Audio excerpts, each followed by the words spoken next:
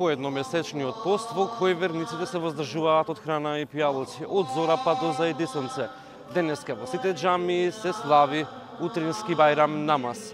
Целиот исламски свет го празнува празникот Рамазан Бајрам, а ваквите празници го отвараат и прашањето за меѓуверските бракови.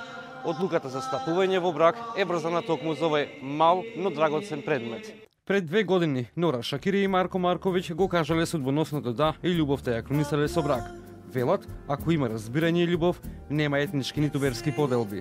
Среќни се што од нивниот мешан брак произлегуваат заеднички празнувања и на православните и на муслиманските празници.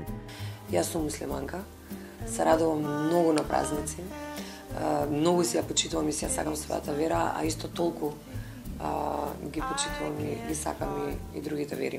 Марко е христијанин, меѓутоа е човек кој што и не така нешто многу се занимава. Повеќе верам во енергија. Така. What goes around comes around. Да.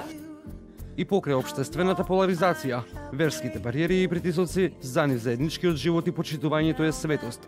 Нора и Марко раскажуваат за реакциите во јавноста само затоа што таа е албанка, а тој македонец. Навистина не беше пријатно да слушнеш како ти сега можеш со македонец, со православен и не знам да ти се случи ова и да ти се случи она, а истиот тој моабет и од другата страна.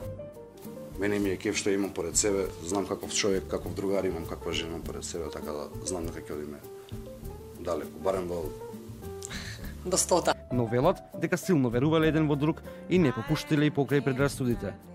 Стално кој да се видовме, јас стално викав на него еден ден, јас ти кога тогаш ќе завршиме заедно.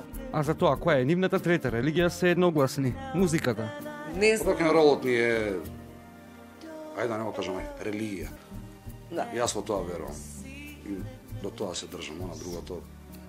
Овој млад пар е само еден од позитивните примери како мешаниот брак може да биде успешна приказна која врзуваат љубовта, верата и почитувањето.